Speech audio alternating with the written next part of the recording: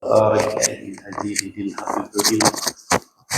Itu sekali lagi Bapak dan Ibu guru yang sudah berada di lingkungan Mushowa Bina Insani, baik dari Unit KBTK, SD, SMP, dan SMA untuk segera menuju ke Masjid Ar-Nas. Insyaallah taklim kita pada pukul 6 akan segera kita mulai. Tanpa dia. Ya, ma.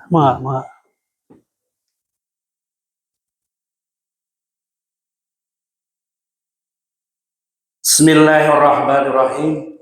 Assalamualaikum warahmatullahi wabarakatuh. Waalaikumsalam.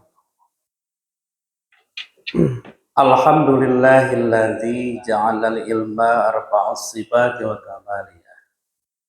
Asyhadu an la ilaha illallah alladzi khassun man sya'a min jami'il kamaliyatil ubudiyyah. Amma ba'du. Rabbi syrah li sadri wa yassir li amri wahlul 'uqdatam min lisani yafqahu qawli.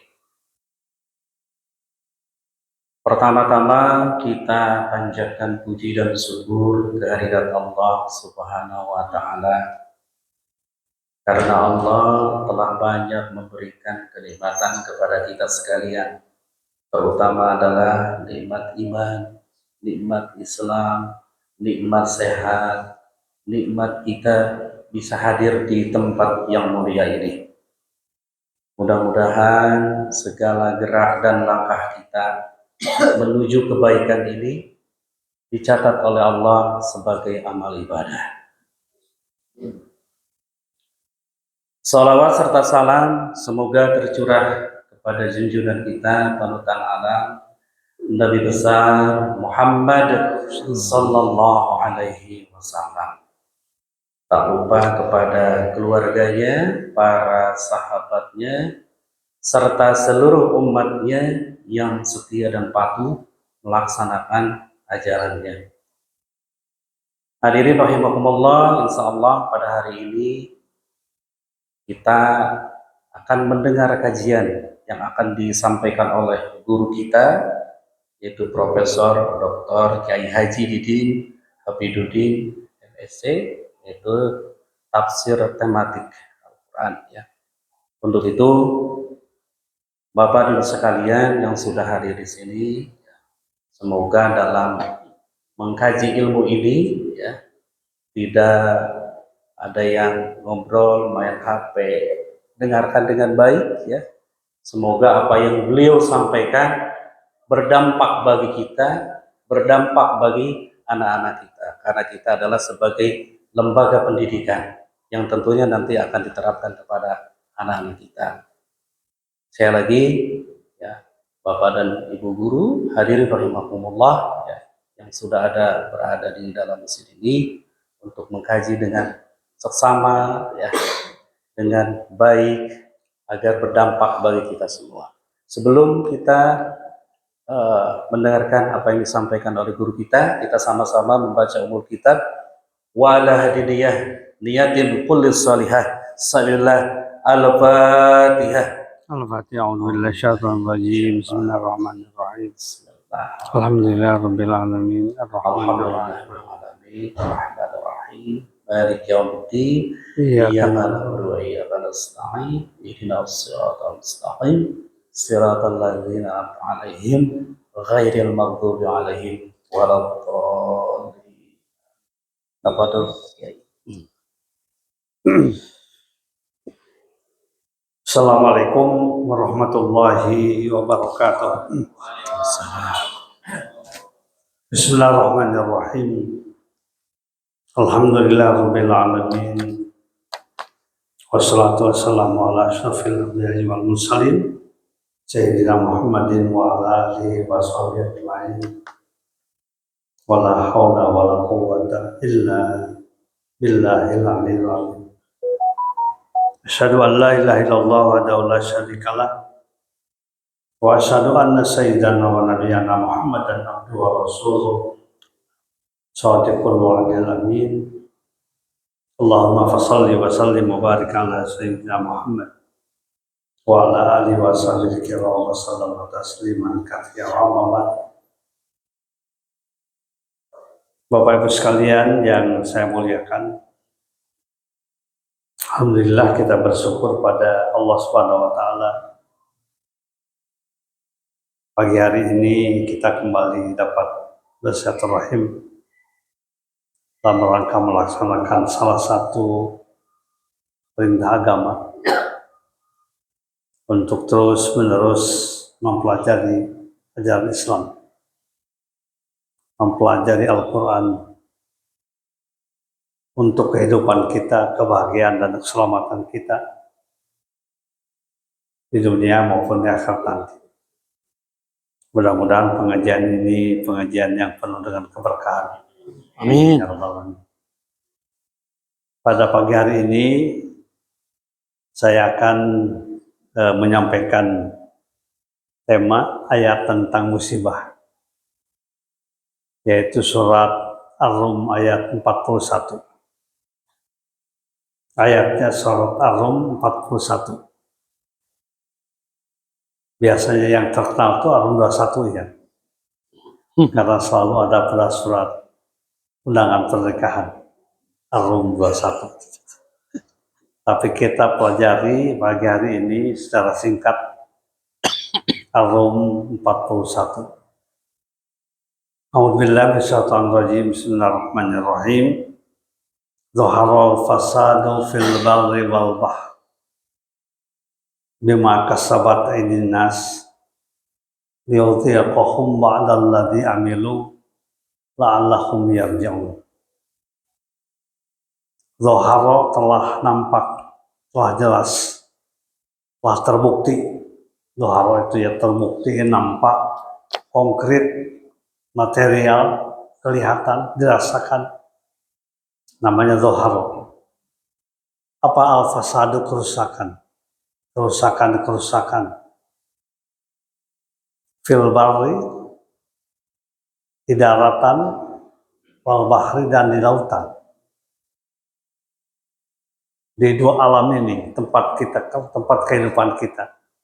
Fil barri wal bahri bima kasabat aydin nas, karena kelakuan manusia sendiri. Bima kasabat aydin nas, karena kelakuan manusia sendiri. Liyudhiqahum, agar Allah memberikan kepada mereka, merasakan pada mereka ba'dalladzi amilu, sebagian dari apa yang mereka kerjakan.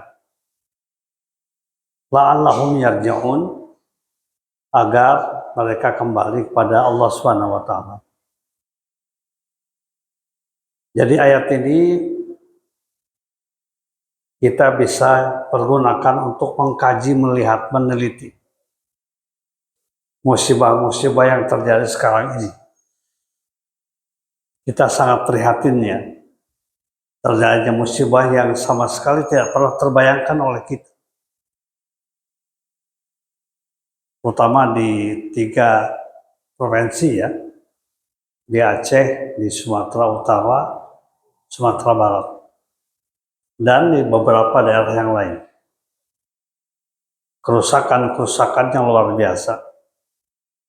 Sampai Pak Gubernur Aceh itu mengatakan ini mirip tsunami yang kedua sekarang ini. Soal begitu.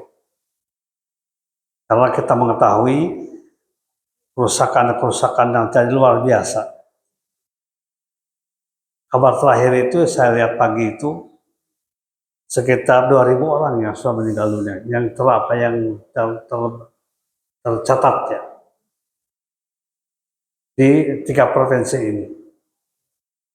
Belum lagi kerusakan model terputus jalan, rusak daerah pertanian, kemudian hutan juga banjir badan dan sebagainya.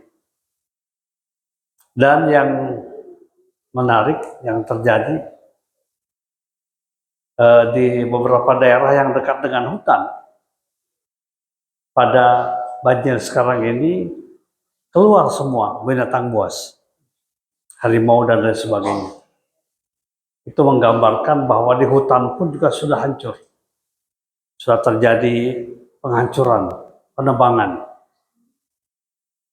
Jadi karena itu saya melihat bima kasabat aydinas itu karena kelakuan kita yang mengundang banjir, mengundang tanah longsor, mengundang berbagai macam kerusakan-kerusakan.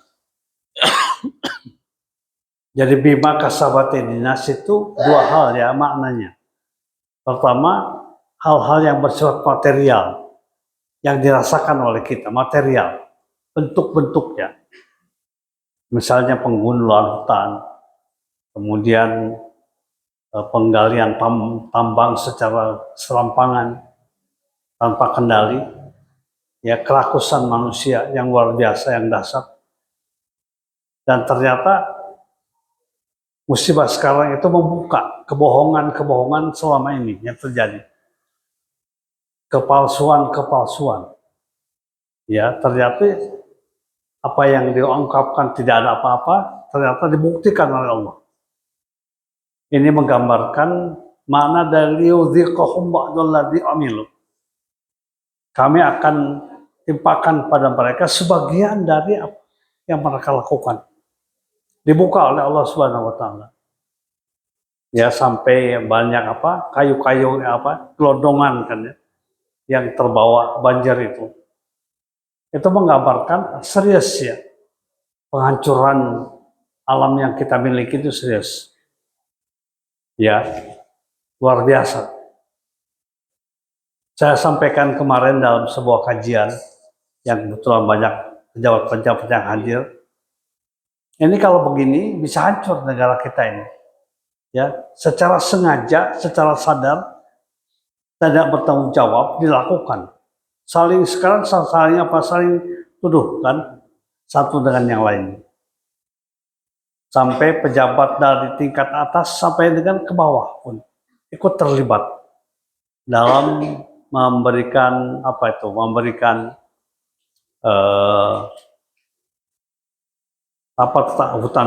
itu konsesi ya, ada yang dijual, ada yang diberikan ya ribuan hektar dan lain sebagainya, jutaan hektar. Bahkan ormas Islam juga kan banyak kan ada yang terlibat, ormas Islam. Semua ormas Islam itu kan mendapatkan jatah tuh. Ya. Hanya satu yang menerima, yang lain menolak. Saya kebetulan ketua pembina Dewan Dakwah pusatnya. Ketika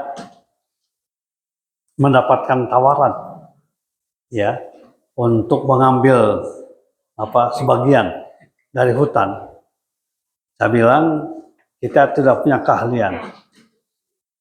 Pasti yang akan terjadi kita ambil, tapi kemudian untuk pengelolaannya diberikan kepada yang lain. Pasti itu. Karena kita tidak punya keahlian. Kita bukan orang hutan ya, yang bisa mempermainkan hutan. Dan ternyata demikian pula yang lain.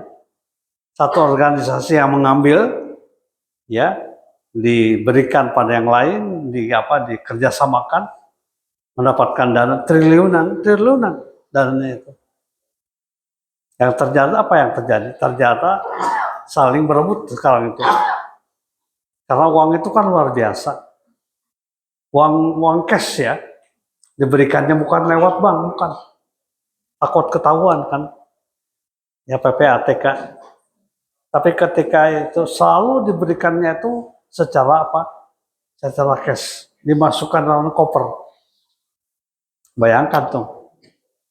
Banyak yang terkejut ya melihat uang banyak itu. Dan inilah yang terjadi sekarang, ya terjadi. Akibatnya apa? Akibatnya rusak internal kita juga rusak. Antara pengurus dengan pengurus yang lain itu kemudian saling berebut. Ya.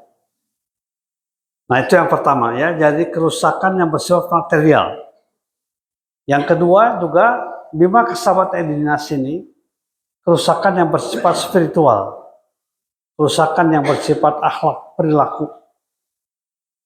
Karena musibah itu terjadi karena dua hal penyebabnya. Yang pertama memang kerusakan yang secara material sengaja gitu, tapi juga kerusakan yang bersifat akhlak, spiritual. Misalnya ya, apabila dalam hadis dikatakan, silakan Bapak Ibu lihat hadis-hadis di dalam muhtar hadisnya. Ada khomsun bi khomsin. Jika 5 perilaku dilakukan oleh umat manusia, di satu daerah akan mendapatkan 5 hal.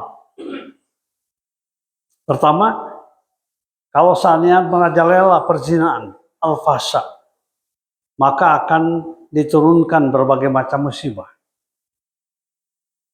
Yang kedua, kalau menolak aturan Islam, aturan Allah, maka akan diturunkan berbagai macam musibah yang lain. Akan dihilangkan keberkahan-keberkahan. Demikian pula yang lain. Jadi ternyata dari bima kasar ta'dinas itu 2 hal. Pertama, hal-hal yang bersifat material. Yang kedua, yang bersifat spiritual, bersifat akhlak. Bahkan juga dikatakan kalau sebagian dari masyarakat menolak membayar zakat, padahal mereka wajib, maka akan turunkan air hujan. Ya, air hujan yang terus-menerus. Yang bukan bersifat rahmat, akan tapi menjadikan azab dari Allah Subhanahu wa taala. Jadi oleh karena itu, ya, ujung ayat itu kan la'allahum yarji'un, agar kita menjadi umat yang sadar kembali kepada ketentuan Allah Subhanahu wa taala. Meskipun demikian, kita karena ada 2 pihak sekarang tuh. Pihak yang langsung terkena musibah, ya, masyarakat di Aceh, di Sumatera Utara, di Sumatera Barat, dan tempat yang lain. Tapi juga ada yang tidak langsung terkena musibah. Seperti kita, ini kan alhamdulillah, kita hanya melihat di berbagai berita-berita. Apa yang harus kita lakukan? Yang pertama tentu saja tetap ya kita harus bangun simpati, empati, ya, memberikan bantuan ta'awun kepada saudara kita yang sedang menghadapi kesulitan ini. Yang pertama kita doakan pada Allah Subhanahu wa taala agar mereka yang wafat gara-gara musibah ini dijadikan wafatnya dalam keadaan husnul khatimah. Amin. Ya. Karena di antara, bahkan juga dalam hadis dikatakan orang yang mati syahid itu, ya, orang yang baik yang matinya mendadak. Karena sakit perut, karena banjir, karena lain sebagainya. Itu termasuk kategori mati syahid. Syahid dunia, syahid ukhrawi, ya. Bukan syahid dunia, karena syahid itu kan ada 2 macam. Ada syahid duniawi, ada syahid ukhrawi. Kalau syahid duniawi ukhrawi itu orang yang mati dalam peperangan.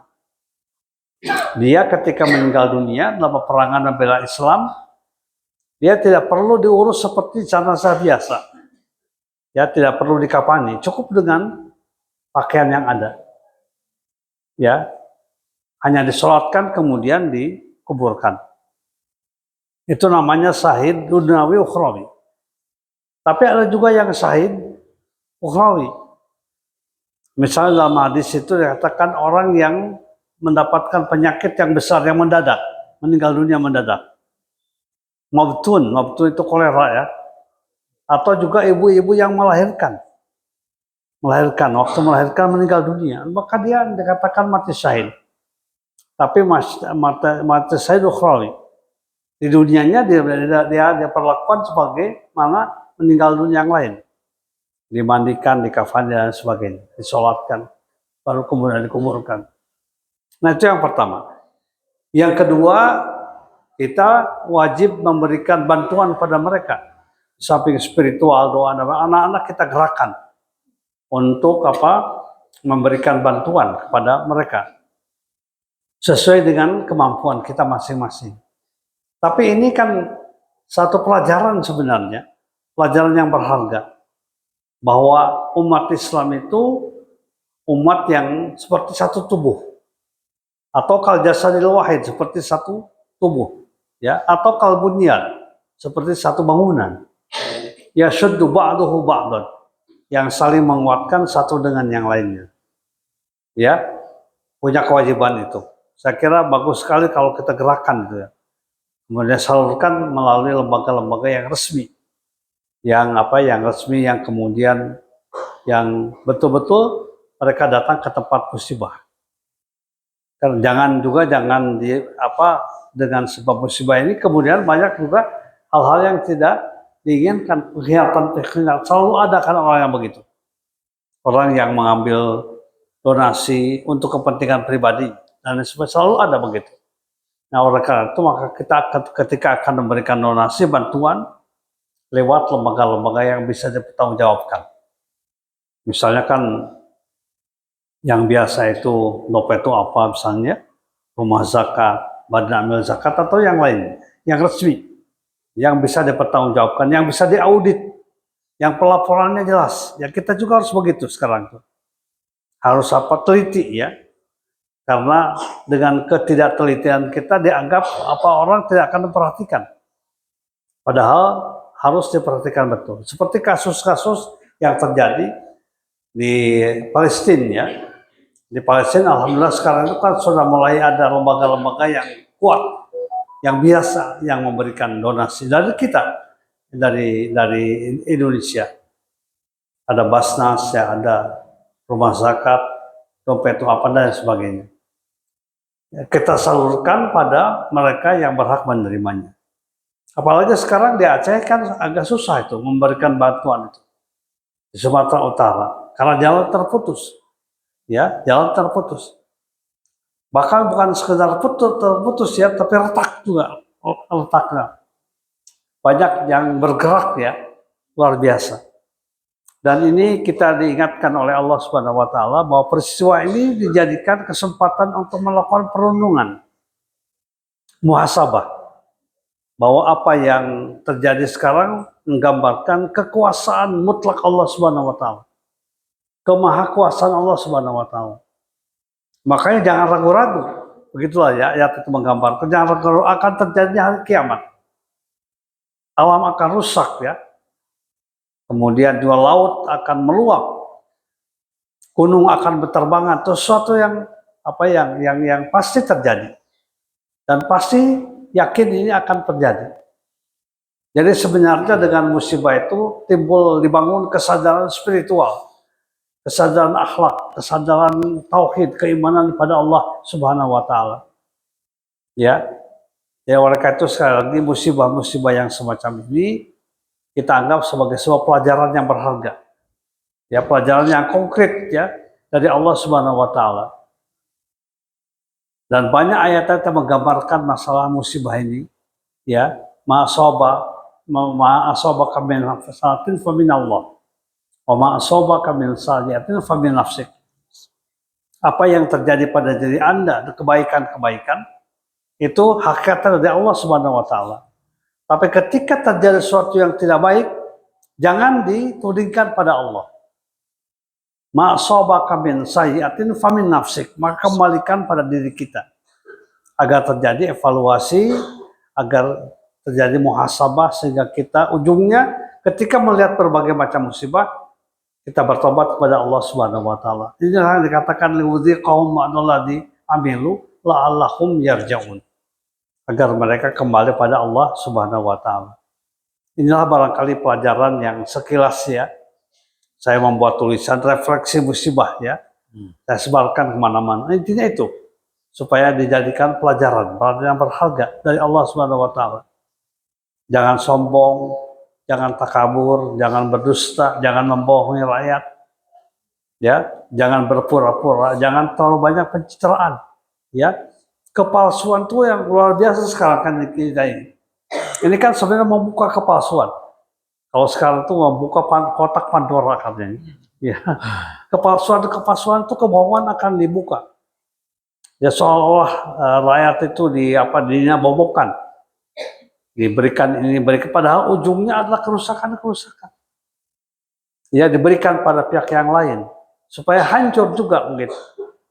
Mudah-mudahan lembaga-lembaga pendidikan kita menjadikan ini sebagai sebuah pelajaran yang berharga, ya, memberikan manfaat untuk meningkatkan kualitas iman kita, Amin. kepedulian kita terhadap sesama muslim dan muslimah, dan mudah-mudahan Allah menjaga kita semuanya, ya, umat dan bangsa kita dari berbagai macam kehancuran. Ya, sekarang ini kan kelihatan, ya, kepura-puraan itu di mana-mana. Makanya begitu ada pejabat yang muncul dengan keterus-terangan terbuka langsung jadi apa itu, jadi apa, media daring, ya, itu disambut dengan baik. Ini yang menggambarkan butuh kita ini, ya, terhadap orang-orang yang jujur, yang terbuka, yang tidak selalu menyembunyikan sesuatu yang tidak benar, yang tidak selalu berkata tidak sesuai dengan fakta. Mudah-mudahan menjadikan peringatan bagi kita, dan kita berharap pemerintah kita ini pemerintah yang adil, ya, lahir para pemimpin yang adil, yang jujur, ya, demikian pula organisasi Islam. Mudah-mudahan menjadi sadar semuanya bahwa mereka itu punya kewajiban untuk terus melakukan kegiatan dakwah dengan sebaik-baiknya. Saya kira demikian, namanya juga refleksi, ya, ala kadarnya ini. Terima kasih. Alhamdulillah. Assalamualaikum warahmatullahi wabarakatuh. Kayak berdoa. Baik, kita akhiri dengan berdoa pada Allah Subhanahu wa taala. Bismillahirrahmanirrahim. Alhamdulillahirabbil alamin. Hamdan syakirin, hamdan na'imin. Hamdan yuwafi ni'amahu wa yukafi mazidah. Ya Rabbana lakal hamdu wa lakal syukru wa lakal mannu wa lakal fadlu. Kama yanbaghi li jalalika karim wa azimi sultani. Allahumma shalli ala sayyidina Muhammadin fil awwalin wal akhirin. Allahumma la tada' lana fi maqamina hadza dhanban illa ghafarta, wa la hamman illa farajta, wa la dainan illa qadaita, Amin. wa la maridan illa syafaita, wa la maridan illa syafaita, wa la maridan illa syafaita, Amin wa Allah. la mautan illa ghafarta, wa la mautan illa rahimta, wa la aiban illa satarta, wa la dhallan illa hadaita, wala hajatan min hawai dunya wal akhirah ya laka ridhan wala nafiya sholah illa qadaita wa yassartaha bi rahmatika ya marrahimin. Rabbana zidna ilman nafi'an warzuqna fahman wasi'an warizqan halalan thayyiban. Rabbana hab lana min azwajina wa dhurriyyatina qurrata a'yun waj'alna lil muttaqina imama. Rabbana taqabbal minna innaka antas samiul alim wa tub alaina innaka antat tawwabur rahim. Walhamdulillahirabbil alamin. Assalamualaikum warahmatullahi wabarakatuh. Waalaikumsalam warahmatullahi wabarakatuh. Terima kasih Pak Kiai yang telah memberikan ilmu kepada kita. Sekarang mudah-mudahan ilmu yang disampaikan oleh beliau bermanfaat untuk kita dan bisa mengaplikasikan dalam kehidupan kita sehari-hari. Ternyata bahwa terjadinya musibah, baik itu di daratan maupun di lautan, itu adalah akibat dari perbuatan manusia itu sendiri. Endingnya agar kita semua sadar bahwa kita ini adalah banyak melakukan kesalahan-kesalahan terhadap diri dan masyarakat dan Allah Subhanahu wa taala. Kita tutup dengan membaca doa kafaratul majlis. Subhanakallahumma wa bihamdika asyhadu an la ilaha illa anta astaghfiruka wa atubu ilaik. Walhamdulillahirabbil alamin. Assalamualaikum warahmatullahi wabarakatuh.